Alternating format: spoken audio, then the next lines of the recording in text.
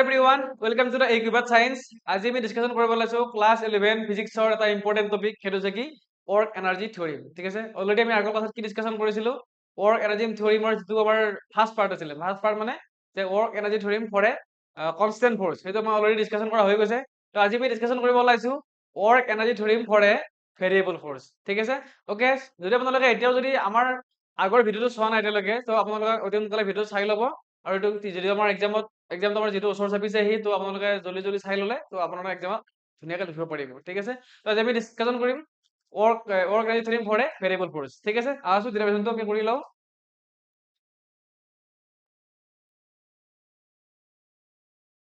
Okay so আমি first এইটো start কৰাৰ আগতে আমি ডায়াগ্ৰাম এটা হয় বস্তুটো বুজি লৈছো কি হয় তো যদি মই এটা অবজেক্ট লওঁ দিছ ইজ সাৰফেস ওকে এখন সাৰফেস হয় এটাৰ এটা মই অবজেক্ট লৈছো এনেকে ঠিক আছে যদি তাত মই কি হয় এটা ফোর্স এপ্লাই কৰিছো ফোৰ্সটো কি হয় ফোৰ্সটো কনস্ট্যান্ট নহয় ভেৰিয়েবল ভেৰিয়েবল মানে কি হয় এটা চেঞ্জ হৈ থাকিব কেতিয়াবা বেছি হ'ব কেতিয়াবা কম হ'ব তেনেকুৱা টাইপ ঠিক আছে তো ultimately changing variable means changing ঠিক আছে তো যদি ইয়াৰ মাসটো যদি m হয় ওকে তাৰ ফোৰ্স মই এপ্লাই কৰিছো f তেতিয়াহ'লে কি হয় তাৰ যিটো ষ্টাৰ্টিং ভেলোচিটি থাকিব u যদি বা ফোর্সটো যদি বঢ়াই বঢ়াই গৈ থাকোতে কি হ'ব তো এই অবজেক্টটো কিবা এটা ফাইনাল ভেলোচিটি দিব এইটো কি হয় v তো u is initial velocity and v is final velocity okay তো এইটো আমি যদি তাৰ ইকুৱেশ্যনত চাব লগা হয় তেতিয়াহ'লে কি হ'ব তাৰ ফোৰ্সটো মই এপ্লাই কৰিছো এইটোৱে ঠিক আছে f ফোৰ্স এপ্লাই কৰিছো কিন্তু বস্তুটো কোনফালে গৈছে এইফালে গৈছে অবজেক্টটো তো তাৰ ডিসপ্লেসমেন্ট কিমান আছে মই ds হ'ব বুলি কৈ লৈছো ঠিক আছে তো যদি তাৰ ফোৰ্স এপ্লাই কৰাৰ কাৰণে ds ডিসপ্লেসমেন্ট হয় ঠিক আছে আৰু যদি মই সেই অবজেক্টটো যদি ফোৰ্সটো যদি বঢ়াই বঢ়াই গৈ থাকো তেতিয়াহ'লে কি হয় ইউৰ পৰা এটা ভেলোচিটি ইউৰ পৰা গৈ কি হ'ব ভি হ'ব মানে ফাইনেল ভেলোচিটি পাবগৈ অবজেক্টটোৱে ঠিক আছে তো তাক যদি মেথমেটিকেলি লিখিব লগা হয় এনে কেনেকে লিখিম তো ৱৰ্ক ডান হ'ব যদি তাত ফোৰ্স এপ্লাই কৰিছো তাৰ যদি ডিসপ্লেসমেন্ট হৈছে আমি কি পাম ৱৰ্ক ডান পাই যাম ন তো আলটিমেটলি কি হ'ব dw ইকুৱেল কিমান হ'ব তেতিয়া লিখি ল'ব ডিৰাইভেশ্যন বুলি ওকে ডিৰাইভেশ্যন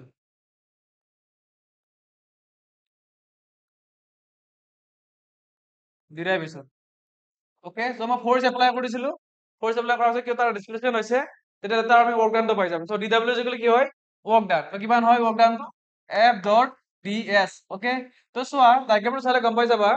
মই যিফালে ফোৰ্সটো এপ্লাই কৰিছো অবজেক্টটো সেইফালে গৈছে তাৰ মানে কি যে ফোৰ্স আৰু ডিসপ্লেসমেন্টৰ ডিৰেকশ্যনটো সেম হয় ঠিক আছে যেহেতু ফোৰ্স আৰু ডিসপ্লেসমেন্ট ডিৰেকশ্যনটো সেম হ'ব তো সিহঁতৰ মাজত যিটো এংগল হ'ব এই এংগলটো কিমান হ'ব 0 ডিগ্ৰী হ'ব কাৰণ ফোৰ্স আৰু ডিসপ্লেসমেন্ট যদি প্যাৰালাল হৈ যায় তেতিয়াহ'লে প্যাৰালাল লাইনৰ মাজৰ এংগল বিলাক কিমান হয় 0 ডিগ্ৰী হয় তো আলটিমেটলি কি হয় আমি ইয়াত কি লিখিম যেটো ডট প্ৰডাক্ট আহিছে f ডট ds তো f ডট ds কি হয় f ডট ds যদি আমি ডট প্ৰডাক্টটো কৰি দিওঁ তেতিয়া কিমান আহিব f ds cos থিটা আহিব ঠিক আছে তো আলটিমেটলি কি হৈ গ'ল ইয়াত f ds cos থিটা আহি গ'ল f ds cos থিটা আৰু এংগলটো আমি কিমান লিখিম যিহেতু দুটা কি হয় সেম ডিৰেকশ্যন হয় তো থিটাটো কিমান হ'ব 0 ডিগ্ৰী হ'ব ঠিক আছে তো f ds cos 0 ডিগ্ৰী এটা আমাৰ আহি গ'ল তো cos 0 মানে কি আমি জানো অলৰেডি ঠিক আছে মেথমেটিক্স আমি পাইছো এইটো cos 0 মানে কিমান হয় 1 হয় তো আমি 1 টো যদি পুট কৰি দিও কিমান আহিব ৰিজাল্টত f ds থাকি যাব ঠিক আছে তো আমাৰ ৱৰ্ক ডান কিমান হৈ গ'ল এতিয়া therefore ৱৰ্ক ডান dw ইকুৱেল কিমান আহিব f ds এইখিনি আমি পাই গ'লো এইখিনি উলাই ল'ব লাগিব ষ্টাৰ্টিংত ঠিক আছে নেক্সট আমি ষ্টাৰ্ট কৰিম from Newton second law of motion ঠিক আছে তো এইখিনি আমাৰ ফাৰ্স্ট স্টেপ হয় ফাৰ্স্ট স্টেপটো কৈ ল'লো যে ৱৰ্ক ডানটো উলাই ল'লো dw ইকুৱেল f ds ঠিক আছে তো নেক্সট আমি যাম from Newton's second law okay from Newton's second law of motion ইয়াৰ পৰা আমি কি পাই যাম ইয়াৰ পৰা আমি পাম f is equal to কি হয় f is equal to ma এটো কি হয় নিউটন সেকেন্ড লৰ এটা ৰিজাল্ট হয় ঠিক আছে নিউটন সেকেন্ড লৰ পৰা আমি পাই যাম এই ৰিজাল্টটো ঠিক আছে f is equal to ma তো a মানে আমি কি লিখিব পাৰো a means what rate of change of velocity okay rate of change of velocity মানে dv dt okay a means dv dt আমি এখিনি লিখিব পাৰো ঠিক আছে dv dt লিখিব পাৰো so m dv dt ঠিক আছে যদি আমি ইয়াত এই ইকুৱেশ্যনটো যদি আমি আগৰটো লিখি দিওঁ আগৰটো মই 1 বুলি ধৰিলো ঠিক আছে আগৰটো মই এইটো 1 বুলি কৈ লৈছো ঠিক আছে this is one equation okay তো এইটো যদি 1 বুলি লৈ লওঁ তেতিয়াহ'লে মই কি লিখিব পাৰো ইয়াতে গৈ m তো আমি f তো আমি এইখিনি পাই গলো ঠিক আছে f আমি এইখিনি পাই গলো তো from equation 1 equation 1 তো আমাৰ কি আছিলে dw is equal to what dw is equal আছিলে f ds এটো আমাৰ আছিলে ন তো f তো আমি কিমান লিখি লব পাৰো এতিয়া এফটো আমি লিখিব পাৰো এম, এইটো লিখিব পাৰো D V D T into D S, okay, D S লিখিব পাৰো। এইখিনি পাইছানে বুজি? ওকে, ফাৰ্ষ্ট আমি অৰ্গানটো ওলাই ললো, ফাৰ্ষ্ট ষ্টেপ গ'ল। সেকেন্ড ষ্টেপ কি কৰিলো, আমি নিউটন সেকেন্ড লৰ পৰা আমি পালো F is equal to M A, F is equal to F D V D T পাই গলো, ঠিক আছে, এইটো আমাৰ সেকেন্ড ষ্টেপ, ঠিক আছে। দেন আমি ফৰ্চটো ক'ত এপ্লাই কৰিম, ইকুৱেশ্যন 1 ত। 1 টো কিমান আছিলে, D W is equal to F D S, so F মানে কিমান পালো, এফ মানে পালো আমি এইটো এম ডিভি ডিটি, তো এফৰ ভেলুটো ইয়াত পুট কৰি দিলো এম ডিভি ডিটি, তাৰপিছত আমি ডি এছ টো আমাৰ আগৰ পৰা আছিলে এইটো, সেইটো লিখি ললো, ঠিক আছে। তেতিয়া নেক্সট আমি কি পাম চাবা, আমি এইখিনিলে পাই গলো এতিয়ালৈকে, মই আকৌ লিখি দিছো বাৰু। তো ডি ডব্লিউ ইজ ইকুৱেল কিমান পালো আমি এতিয়ালৈকে, M V V D T D S, এইখিনিলে পাই গলো, ঠিক আছে। তো নেক্সট ষ্টেপ আমি কি কৰিম, নেক্সট ষ্টেপ আমি কৰিম এম ডি ভি, আমি এইখিনি এনেকে লিখি লম ডি এছ ডি টি, এইটো আমি বনাই ললো এনেকে। তো ডি এছ ডি টি মানে কি হয়, ৰেট অফ চেঞ্জ অফ, কি হয় এইটো পজিশন, ঠিক আছে। আলটিমেটলি কি লিখিম, ভেলোচিটি লিখিম, ঠিক আছে। তো আমাৰ ফাৰ্ষ্ট ষ্টেপটো কি হ'ব, ইয়াৰে ডি এছ ডি টি মানে কি পাই যাম, ইয়াতে ভেলোচিটি পাই যাম, তো আমি এনেকে লিখি লম M D V D T. তো ডি ডব্লিউ মানে কিমান পাই গলো, ডি ডব্লিউ পাই গলো আমি M D V D T, এইখিনি আমাৰ এইখিনিলৈ আহি গল। ইয়াত লিখিবা সিন্স, তুমি ব্ৰেকেটত লিখিবা V is equal to D S D T, D S D T মানে আমি কি লিখিছো, ভি বুলি লিখি লৈছো। তো আমি এইখিনি পাই গলো এতিয়া। তো এইখিনি হৈছে কি, ডি মানে কি, এইটো স্মল স্মল চেঞ্জেছ, ঠিক আছে। তো D D W F V D V মানে কি হয়, এইটো স্মল ৱৰ্ক ডান হয়, কিন্তু আমাক কি লাগে, টোটেল ৱৰ্ক ডানটো লাগিব, ঠিক আছে। তো টোটেল ৱৰ্ক ডান কি কৰিব লাগিব, আমি অলৰেডি জানো, যদি আমি ফিজিক্সত টোটেল ওলাব লগা হয় আমি কি কৰো সদায়, তো সদায় কি কৰো, ইন্টিগ্ৰেশন কৰো, ঠিক আছে। সো আমি ইন্টিগ্ৰেশন কি কৰিম, ইন্টিগ্ৰেশন কৰি দিম নেক্সট ষ্টেপত, ঠিক আছে। তো তাৰ আগতে আমি এইটো আমি কি কৰি লওঁ, ইন্টিগ্ৰেশনটো কৰি লওঁ, ওকে। তবে কি পাই গলো এতিয়ালৈকে, আমি এতিয়ালৈকে পালো D W is equal to M V D V, এইখিনি পাই গলো। এতিয়া আমি কি কৰিব লাগিব, ইন্টিগ্ৰেশন কৰিব লাগিব, বাট ইন্টিগ্ৰেশন কৰাৰ আগতে আমি জানিব লাগিব ফৰ্চটো কি কৰিছিলো, ফৰ্চটো আমি বঢ়াই গৈছিলো, ওকে। ফৰ্চটো বঢ়াই বঢ়াই হলে কি হয়, ইউটো গৈ কি হৈ গল, ভি হৈ গল, মানে ইনিচিয়েল ভেলোচিটিকে ফাইনেল ভেলোচিটি পাবগে, যদি ফৰ্চটো বঢ়াই বঢ়াই গৈ থাকো, ঠিক আছে। তো আলটিমেটলি কি হয়, ষ্টাৰ্টিং কিহেৰে হৈছিলে, ইউৰে হৈছিলে, ফাইনেল কি হব,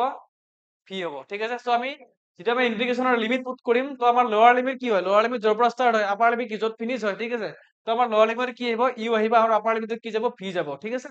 তো ইয়াত চোৱা, যিহেতু আমাৰ ডিভি আছে ন, তো এই ইকুৱেশ্যনটোত ভিটো ভেৰিয়েবল হয়, মানে ভেলোচিটি ভেৰিয়েবল হয়, তো আমি বথ চাইড এইবিলাক ইন্টিগ্ৰেশন কৰি দিওঁ, ইন্টিগ্ৰেটিং অন বথ সাইড। আমি যদি এইটো ইকুৱেশ্যন যদি ইন্টিগ্ৰেশন কৰি দিওঁ, তেতিয়া আমি কি পাই যাম, এইটো আমি এনেকা পাম, total work done is equal to D W, okay. D W ক'ৰ পৰা আহিব, ডি ডব্লিউ মানে কিমান হয় দিয়া, D W means M V D V, আৰু ক'ৰ পৰা আহিব, ষ্টাৰ্টিং ক'ৰ পৰা হৈছিলে, ইউৰ পৰা, তো ভি লৈকে যাব, ঠিক আছে। তো আমি অলৰেডি জানো ইন্টিগ্ৰেশনৰ ৰুল, আমি অলৰেডি জানো, সেইটো কি থাকে, যদি আমাৰ ভেৰিয়েবলো থাকে, তো ভেৰিয়েবলৰ বাহিৰে, তো আমাৰ ডিৰ লগত যিটো থাকিব সেইটো ভেৰিয়েবল হয়, ফাৰ্ষ্ট কথা। তো যদি আমাৰ ডিৰ লগত যিটো কোৱান্টিটি থাকিব সেইটোৰ বাহিৰে যদি বেলেগ কোৱান্টিটি বিলাক থাকিব তাতে, সেইবিলাক কি হ'ব, বা বেলেগ যদি আমাৰ হেৰি থাকিব, ভেৰিয়েবল লাগিব, বেলেগ আমাৰ যিবিলাক তাৰ ফেক্টৰ থাকিব, সেইবিলাক কি হ'ব, সেইবিলাক কনষ্টেন্ট হৈ যাব, ঠিক আছে। ফৰ দিছ কেছ ডিৰ লগত ভি আছে, তো ভি টোৱে ভেৰিয়েবল হয়, এম টো ভেৰিয়েবল নহয়, এম ইজ কনষ্টেন্ট, ঠিক আছে। সো আমি কি কৰিম, ইন্টিগ্ৰেশন কৰা আমি কি কৰিম, যিটো কনষ্টেন্ট আমাৰ টাৰ্ম আছে এম, সেইটো আমি বাহিৰত ওলাই দিম, ঠিক আছে। তো আমি নেক্সট ষ্টেপত আমি কি কৰিম, বাহিৰত ওলাই দিলো, এম টো বাহিৰত ওলালো, ভিতৰত কি থাকিলে, ভি থাকিলে, তো ডি ভি, তো ইউ টু ভি যাব, ওকে। তো সেই থাকি গ'ল। তো বাই দা ৰুল অফ ইন্টিগ্ৰেশন আমি কি কৰি দিম, এইটো যদি ইন্টিগ্ৰেশন কৰো, আমাৰ ৰিজাল্টটো কিমান আহিব, ইয়াৰ পৰা আমাৰ ৰিজাল্ট আহিব, ইয়াত কিমান আহিব, ভি ডি ভি, ইয়াক যদি ইন্টিগ্ৰেশন কৰো তেতিয়া আহিব আমাৰ ভি স্কুৱেৰ বাই 2। তো ইয়াত আমাৰ যদি লিমিটটো পুট কৰি দিওঁ কিমান আহিব, লিমিট যদি ইউজ কৰো ইউ টু ভি, এইখিনি আমাৰ পাই গলো এতিয়ালৈকে, ঠিক আছে। তো আমি আফটাৰ ইন্টিগ্ৰেশন কি কৰিলো, আমি পালো যে এম ভি স্কুৱেৰ বাই 2, আৰু লোৱাৰ লিমিট কি থাকিল, ইউ থাকিল, আৰু আপাৰ লিমিট ভি থাকিল, ঠিক আছে। তো আমাৰ নেক্সট ষ্টেপ কি হ'ব, এতিয়া নেক্সট ষ্টেপ আহিব, এতিয়ালৈকে আমি পালো এইখিনি। তো ৱৰ্ক ডান ইজ ইকুৱেল কিমান পালো এতিয়ালৈকে, M V square by 2, lower limit U, upper limit V পাই গলো এতিয়ালৈকে, ঠিক আছে। আমি এতিয়া লিমিট পুট কৰিব লাগিব, লিমিট পুট কৰিলে কি পাম, আমি সদায় জানিব লাগিব, যদি আমি ইন্টিগ্ৰেশন কৰো, ইন্টিগ্ৰেশন কৰাৰ পিছত যেতিয়া আমি লিমিট পুট কৰিব লগা হয়, তো ফাৰ্ষ্ট আমি কি কৰো, আপাৰ লিমিটটো পুট কৰো, আপাৰ লিমিট পুট কৰি তাক আমি কি কৰিব লাগিব, লোৱাৰ লিমিট পুট কৰিব লাগিব, মানে আপাৰ লিমিট মাইনাছ লোৱাৰ লিমিট, তো সেনেকে পুট কৰিব লাগে, ঠিক আছে। তো নেক্সট চাবা এতিয়া, M V square by 2 minus U square by 2, okay. এইটো হৈছে আমাৰ আফটাৰ পুটিং দ্য লিমিট, আমাৰ যেতিয়া লিমিটটো পুট কৰিলো, লিমিট পুট কৰাৰ পিছত আমাৰ ইকুৱেশ্যনটো এইটো আহিব। ঠিক আছে, ইয়াত আমি কি কৰিম, ইয়াত আমি এমটো মাল্টিপ্লাই কৰি দিওঁ, তো M B square by 2 minus M U square by 2। ঠিক আছে, তো ultimately M B square by 2 মানে কি, হাফ এম বি স্কুৱেৰ, তাৰ মানে কি কাইনেটিক এনাৰ্জি। তো যিটো ভিটো ফাইনেল ভেলোচিটি হয়, তো ফাইনেল কাইনেটিক এনাৰ্জি। এইটো কাৰণে আমি কি লিখিব পাৰো, এইটো কাৰণে লিখিব পাৰো আমি ফাইনেল কাইনেটিক এনাৰ্জি, আৰু আমি এইটোৰ কাৰণে কি লিখিম, ইনিচিয়েল কাইনেটিক এনাৰ্জি। ওকে, তো এইখিনি আমাৰ হৈ গ'ল। তবে ৰিজাল্টটো কি হ'ব তেতিয়া, ফাইনেলি আমি ইকুৱেশ্যনটো কি পাই গ'লো এতিয়া, ফাইনেলি আমি পাই গ'লো that work done, total work done is equal to কি হয়, kf minus ki। তো সেইটোৱে পাইছিলে কি, work energy theorem for a variable force। তো আল্টিমেটলি আমাৰ আগৰটোৰ লগত সেমে আহি গ'ল, বাট আমাৰ আগৰটো কি আছিলে, আগৰ আমাৰ যিটো আছিলে work energy theorem for a constant force, আমাৰ ফোৰ্সটো কনস্ট্যান্ট আছিলে। এবাৰ আমাৰ কি হ'ল, ফোৰ্সটো ভেৰিয়েবল হয়, বাট আল্টিমেটলি আমাৰ ইকুৱেশ্যনটো একে থাকিলে। ঠিক আছে, so w is equal to kf minus ki। kf means